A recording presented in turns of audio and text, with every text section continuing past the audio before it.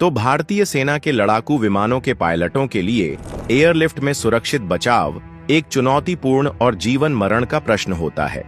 इसके लिए पहले भारत को विदेशी निर्मित सीट इजेक्शन पायलट पैराशूट पर निर्भर रहना पड़ता था, जो न केवल महंगे थे बल्कि स्वदेशी रक्षा क्षेत्र में आत्मनिर्भरता की कमी को भी उजागर करते थे। लेकिन अब एक नई क्रांति ने जन्म लिया है। दरअसल कानपुर स्थित ऑर्डिनेंस पैराशूट फैक्ट्री ने भारत की आत्मनिर्भरता की दिशा में एक और महत्वपूर्ण कदम बढ़ाते हुए अपनी पूरी ताकत से स्वदेशी पायलट पैराशूट का निर्माण शुरू कर दिया है।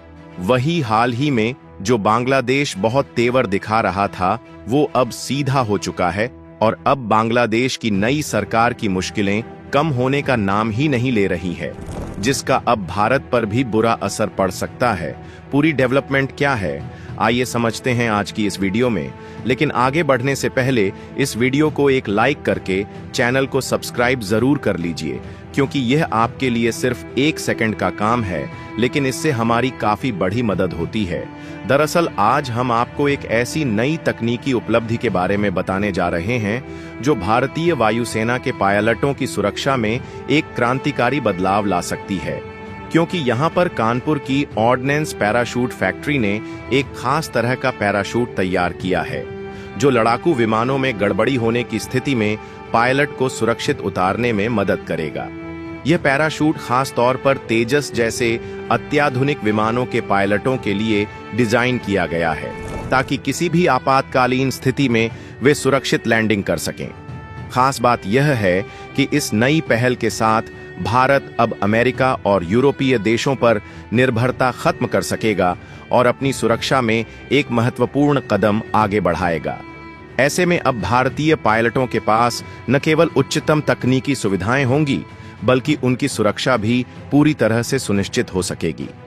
दरअसल अभी तक भारतीय सेना लड़ाकू विमानों के लिए अमेरिका समेत अन्य यूरोपीय देशों से सीट इजेक्शन पायलट पैराशूट खरीदती थी, लेकिन अब कानपुर ऑर्डिनेंस पैराशूट फैक्ट्री ने आत्मनिर्भर भारत की मुहिम को रक्षा क्षेत्र में एक कदम आगे लाकर खड़ा कर दिया है।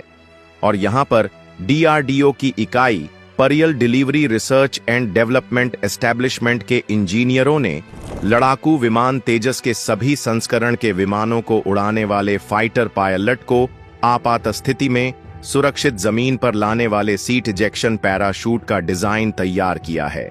और अब इस डिजाइन को मंजूरी मिलने के बाद ADRD के साथ मिलकर रक्षा मंत्रालय के PSU gliders India limited company की इकाई OPF कानपुर ये पैराशूट बनाने में जुट गया है। खास बात यह है कि OPF के इंजीनियरों के मुताबिक तेजस मार्क 1A फाइटर जेट की टॉप स्पीड 2205 किलोमीटर प्रति घंटा से ज्यादा है और यह 50,000 फीट की ऊंचाई तक उड़ान भर सकता है।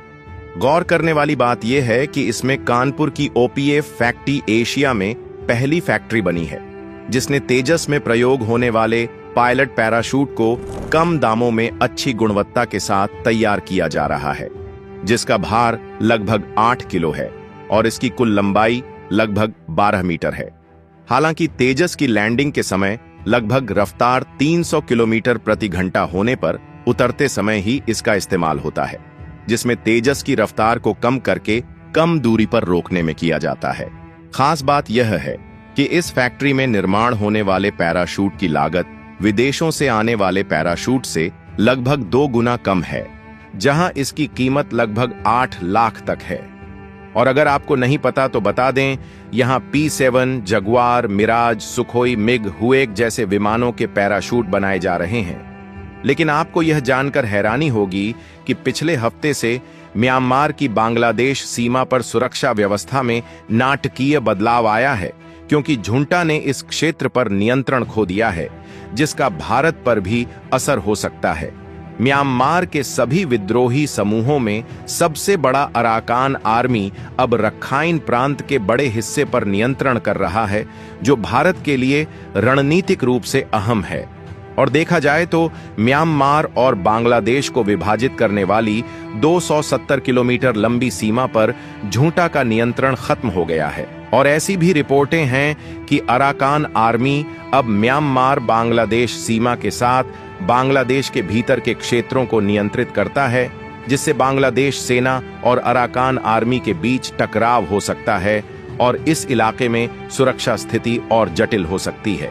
इसके अलावा अराकान सेना ने नफ नदी के पार आवाजाही को प्रतिबंधित कर दिया है, जबकि हाल ही में अराकान सेना ने दावा किया है कि पुलिस और म्यांमार सेना से संबद्ध स्थानीय मुसलमान बांग्लादेश भागने की कोशिश कर रहे हैं। और अगर आपको नहीं पता तो बता दूं, साल 2021 में म्यांमार में एक अचानक हुए सैन्य तख्ता पलट ने देश को एक गहरे संकट में डाल दिया, जहां सेना ने सत्ता पर कब्जा किया और इसके बाद म्यांमार में एक नई तरह की जंग छिड़ गई। इस तरह सेना के खिलाफ देश भर में अलग अलग गुट एकजुट होकर संघर्ष कर रहे हैं और आज म्यांमार की स्थिति गृह युद्ध जैसी बन गई है। लेकिन इस संघर्ष में अब 3 प्रमुख गुटों का गठबंधन है जो सेना के खिलाफ एकजुट होकर मोर्चा संभाल रहे हैं। ये गुट हैं Myanmar national democratic alliance army MNDA, तांग नेशनल लिबरेशन आर्मी और अराकान आर्मी। इन गुटों ने देश के विभिन्न इलाकों में अपनी पकड़ मजबूत कर ली है और अब वे मिलकर एक शक्तिशाली गठबंधन बना चुके हैं, जिसका लक्ष्य म्यांमार में सेना के शासन को खत्म करना है। वहीं पश्चिमी म्यांमार से लेकर पूर्वी इलाके तक इन गुटों की ताकत लगातार बढ़ रही है, जहां ये गुट केवल सैन्य शक्ति का ही सहारा नहीं ले रहे, बल्कि अपनी जनता को भी इस संघर्ष में शामिल कर रहे हैं। और देखा जाए तो म्यांमार के लोगों की आवाज अब पहले से कहीं ज्यादा बुलंद हो गई है और उनका एक ही मकसद है, सेना का शासन समाप्त करना और लोकतंत्र की बहाली।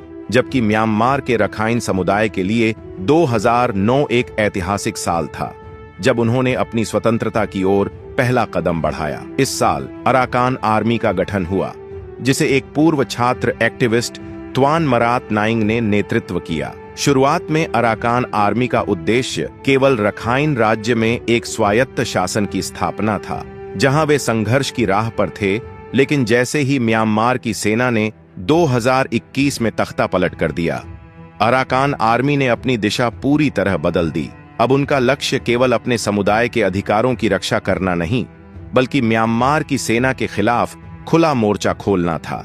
यही वो वजह है जिससे आज बांग्लादेश की परेशानी काफी बढ़ चुकी है और यूनुस सरकार टेंशन में आ गई। लेकिन दोस्तों, भारतीय वैज्ञानिकों ने जिस state of the art parachute को बनाने की पहल की है, उससे अमेरिका भी परेशान है। और देखा जाए तो यह भारत के लिए काफी गर्व की बात है कि अब भारत में इस तरह के नए इनोवेशन हो रहे हैं, जिससे मेक इन इंडिया की ताकत बढ़ रही है। वैसे आपको क्या लगता है, क्या भारत मेक इन इंडिया पहल के तहत सही दिशा में आगे बढ़ रहा है या नहीं?